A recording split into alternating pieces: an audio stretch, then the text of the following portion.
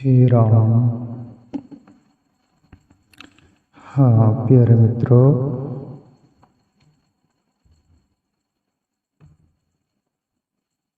कबीर साहब के एक पद में आता है, जो देखे सो दुखिया, जगत में सुखिया नजर नहीं आया।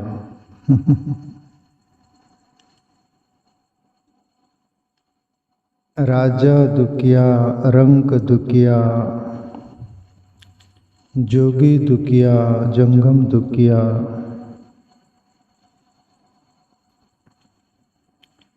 दूत दुखिया, अवधूत दुखिया, दुखिया सभी संसारा। कई कबीर सो नहीं दुखिया, जिसने अपने मन को जीता रहे।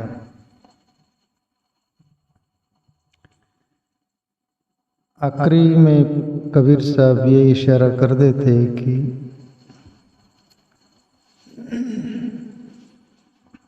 इस जगत में, इस दुनिया में राजा भी दुखिया दिखा बोले मुझे, रंक यानी गरीब भी दुखी दिखा बोले, जोगी भी दुखिया दिखा बोले,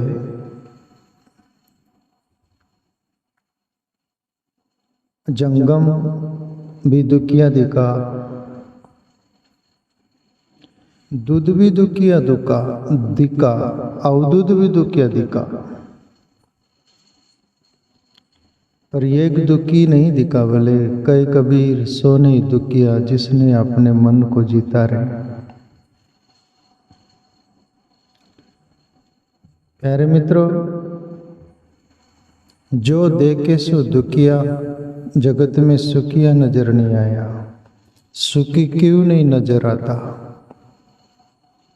इस पर स्टडी तो कोई संत महापुरुष करता है, क्यों? वो बहुत सूक्ष्मता से जिंदगी जीते हैं। जिसको बोले वो जाड़ा मोटा, वो जिंदगी बहिर्मुख लोग जीते हैं। जो सूक्ष्मता से जीने वाले लोग बहुत बारीक पैनी नज़र से जीते हैं, और विशेष उनमें संत हो तो वो तो बहुत पैनी नज़र से ही अंदर बाहर से जीता है। पूरे जगत में, जगत के दुनिया के लोग क्यों नहीं सुखी दिखे? कबीर साहब को बोल रहे कि राजा दुखिया। राजा किस बात से दुखी? उसके पास धन है, दौलत, नौकर चाकर, हाथी घोड़े, राजमहल, दुनिया भर के जो सुविधा होनी चाहिए भौतिक जगत की, राजा के पास तो सभी अवेलेबल है, उपलब्ध है। फिर वो क्यों नहीं सुखी दिखा? राजा भी इसलिए सुखी नहीं है कि राजा भी ये चाहता है कि ये मेरा राज्य तो है, इतनी धन संपदा, मेरा राजकोष तो इतना है, पर मैं दूसरे राजा पर भी चढ़ाई कर दूं, उसका भी छीन लूं, उसका भी अपना बना लूं, तो मैं और ज़्यादा सुखी और धनवान हो जाऊं, बहुत बड़ा राजा हो जाऊं। राजा के पीछे भी तृष्णा का जाल फैला हुआ रहता है, जिसको बोल दो माया का चक्कर प्लस रब्बू चक्कर। इसलिए राजा सुखी नहीं। राजा को समाधान नहीं। दूसरी बात, रंग गरीब भी दुखिया दिखता है। बोले कबीर साहब, बोले अब गरीब क्यों दुखिया? गरीब इसलिए दुखिया, इसलिए दुखी कि राजा को इतना सारा मिल गया, मेरे को क्यों नहीं? हे परमात्मा, मैंने तेरा बिगाड़ा क्या? मैंने तेरा घर उजाड़ा क्या? मैंने तेरा कौन सा क्या अपराध किया? मैंने तेरा कौन सा बुरा किया? मेरे साथ अन्याय ज्यादती। राजा को इतना सारा दिया, मेरे को कुछ भी नहीं, कंगाल मुझे रखा। अभी राजा को भी अपने नसीब प्रारब्ध पुरुषार्थ से मिलता है, और रंग को भी अपने पुरुषार्थ कर्म का जो भी लेखा जोखा उसके अनुसार मिलता है। इसमें परमात्मा का कोई हाथ नहीं उसमें। फरियाद दोनों शिकायत फरियाद कर रहे परमात्मा से। दुनिया में शिकायत फरियाद सबसे इम्पोर्टेंट महत्वपूर्ण जगह कोई है तो वो परमात्मा है। फरियाद शिकायत सब दूर कर देता है जीव, जहां तक बस चले वहां तक, और वहां भी बस नहीं चल रहा, फिर आखिरी परमात्मा को देखता है, तू किधर है। तो कबीर साहब बोले, राजा के पास सब कुछ होते हुए भी समाधान नहीं, और गरीब भिखारी तो नहीं, गरीब बोला गया रंग का, उसको भी समाधान नहीं, जो मिला है उसमें दोनों दुखिया, इस कारण से दुखी है। प्यारे मित्रों, हम दुखी इस जगत में तब नहीं रह सकते।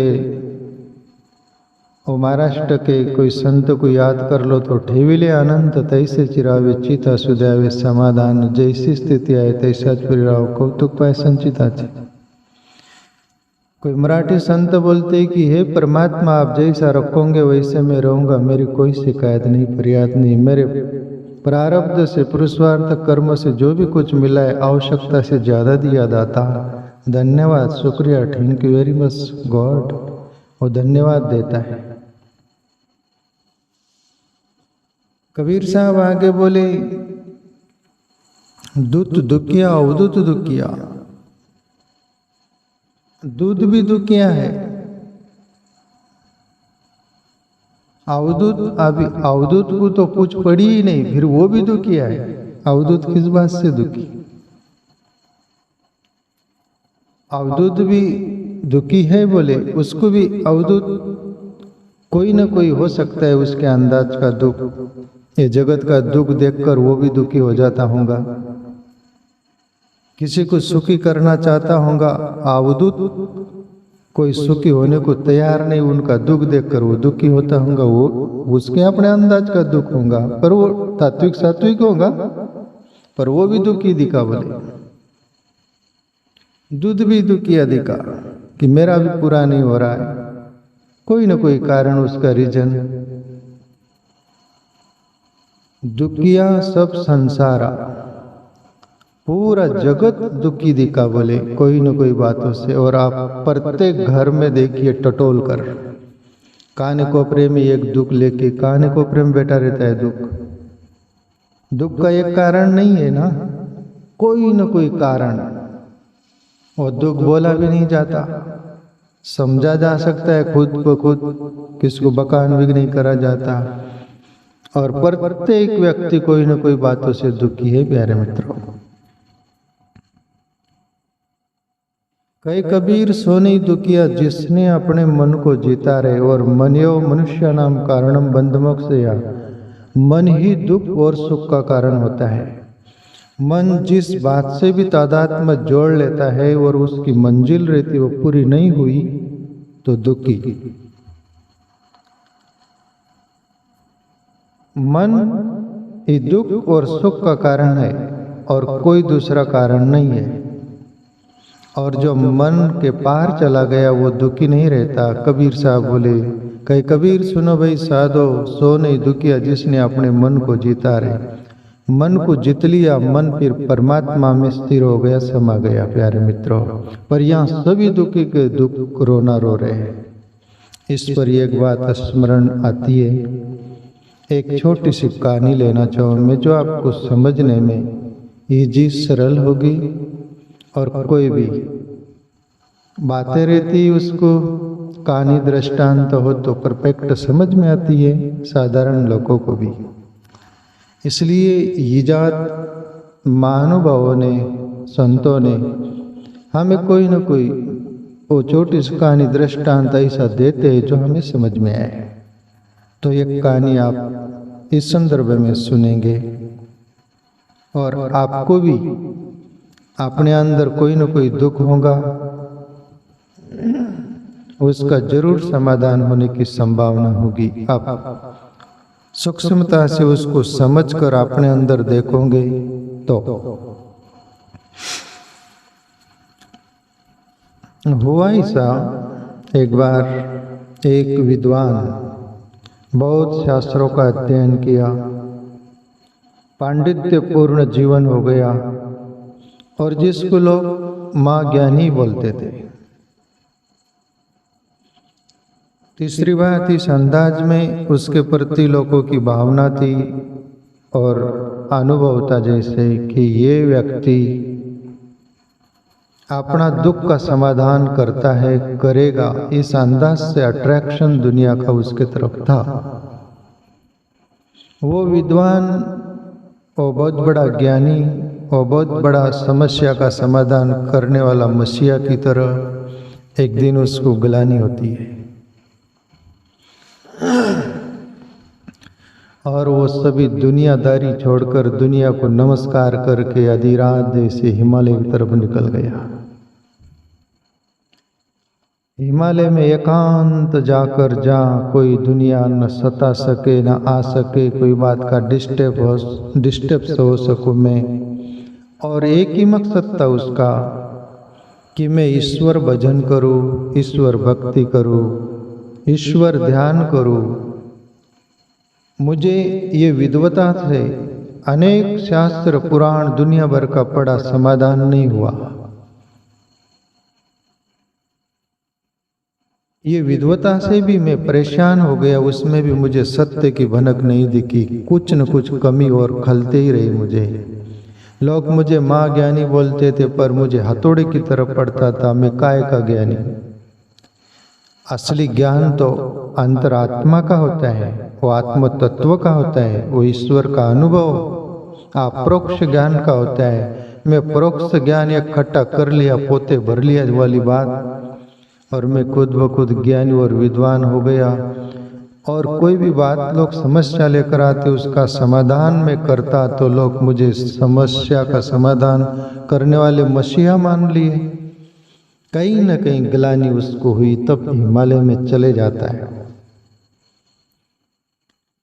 और प्यारे मित्रों, हिमालय में जाकर वहाँ रहने लग गया। पर दुनिया जो है समस्याग्रस्त, जहाँ भी समस्या का समाधान हो उनको मालूम रहता है, वहाँ पहुंची जाती है, कहीं से भी रास्ता बना लेती है। रास्ता नहीं तो रास्ता बना लेती है। और कहते हैं कि बहुत दुनिया उनको जानती थी और बहुत दुनिया हिमालय में पहुंच गई। वो जहाँ कुटिया बना कर रह रहे थे वहाँ बहुत भीड़ हो गई। वो विद्वान, वो बड़ा ज्ञानी, वो बड़ा समस्या का समाधान करने वाला मसीहा वहां भी देखा, इनको दुखी हो गया, दुखी हो गया। मुझे पाल वाले बापू जी का स्मरण याद आता है। वो बोलते थे कि अभी तो मैं भगत के चक्कर में पड़ गया, न मैं भगत को छोड़ सकता हूँ न भगत मेरे को छोड़ सकते हैं। बोले पर अगला जन्म होगा मेरा, हिमालय में जन्म लूंगा मैं, और वहाँ अकेला रहकर मेरी जो शेष मंजिल होगी वो मैं पूरी करूंगा। ऐसा बापू बोलते थे। सबके सामने नहीं बोलते थे, पर हमारे जैसे साधकों से बोलते थे। मैं इनको छोड़ नहीं सकता, वो मेरे को छोड़ नहीं सकते। अब तो ये जीवन भी गया, उनको कुछ बीमारी भी जैसे हो गई थी।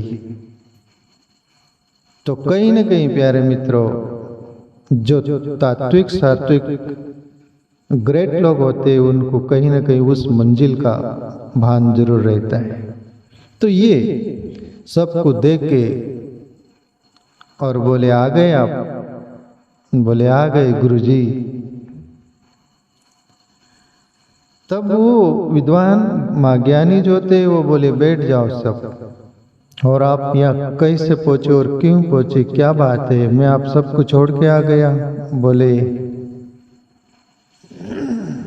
गुरुजी वो जिंदगी में समस्या है, आपको मालूम है, और आप समस्या का समाधान करते, इसलिए हम समस्या का समाधान के लिए पहुंच गए। वो तो वैराग्य में थे। वो बोले कि भाई आप तुम जितने आ गए, खोज लिए, मुझे खोज लिए, आ गए तो ठीक है, पर पहले वचन दो मुझे। आपकी जो भी समस्या होगी वो मेरे से शेयर करो, बोल दो, और मैं आज उसका समस्या का समाधान कर देता हूँ। आइंदा आप यहाँ कभी नहीं आओगे। दूसरी बात, किसी को बोलोगे नहीं कि वो गुरुजी वहाँ रहते। मैं सबको छोड़ के आया हूँ। मैं हरि भजन आत्मचिंतन, ध्यान, ईश्वर की भक्ति करना चाहता हूँ, आप तुम्हारे नाद में नहीं लगना चाहता मैं।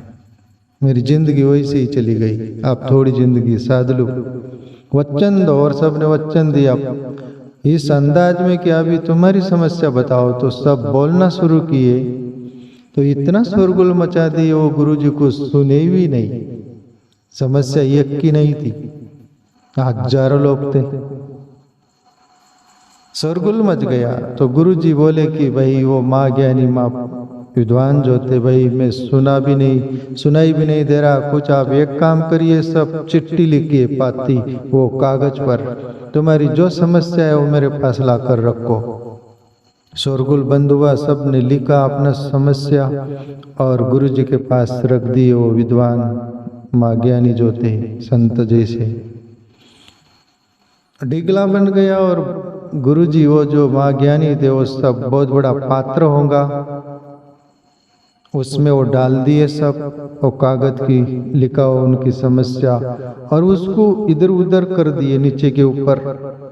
जैसे दूध में पानी डाल दिए, पानी में दूध और इकट्ठा कर दिए, वो एक हो गया वैसे।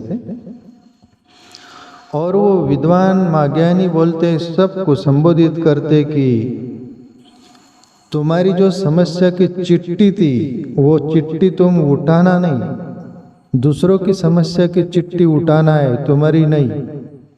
और एक दूसरे को मदद करो, ये पात्र सबके एक एक के पास पहुंचा दो, और सब दूसरे की समस्या वाली चिट्ठी लेकर देखो। गया सब पात्र घुमाया गया, सब समस्या दंग रह गए, वो अंदर सिकुड़ गए, संयम गए। वो दूसरों की समस्या अपनी समस्या से बड़ी दिखी, तब वो तो सोचेगी कमाल है, मैं तो सोचता था मेरी समस्या बड़ी है पर उसकी तो भयंकर है। और सबके हाथ में दे दिया, वो जो बर्तन जो पात्र था खाली रख दिए। और वो जो ज्ञानी थे, माँ ज्ञानी विद्वान, वो खड़े होकर बोले कि अभी तुम्हारा दुख दूसरों को दे दो और दूसरों का दुख तुम ले लो, तुम ले सकते हो क्या? वो बोले कतई नहीं ले सकते।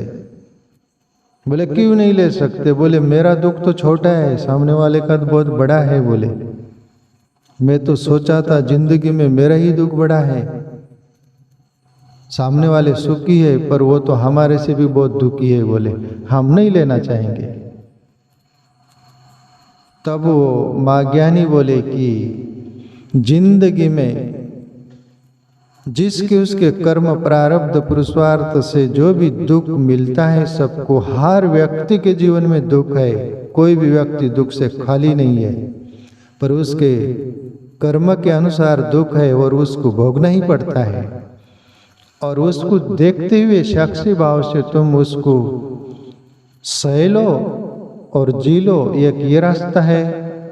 दूसरी बात, वो दुख है तुम उसको मिटाना चाहो तो उसको मिटाने का प्रयास करिएगा।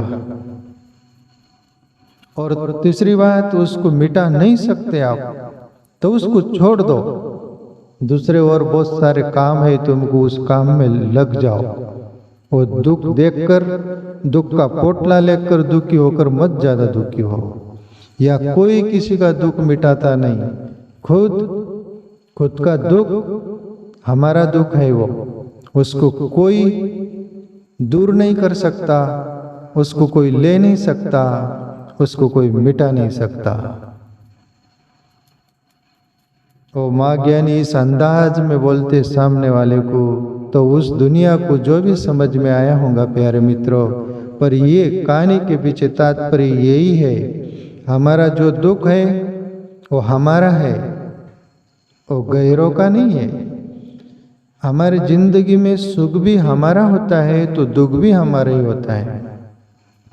जैसे तुम अपन सुख को स्वीकार करके जीते हैं, वैसे दुख को भी स्वीकार करके जीवो।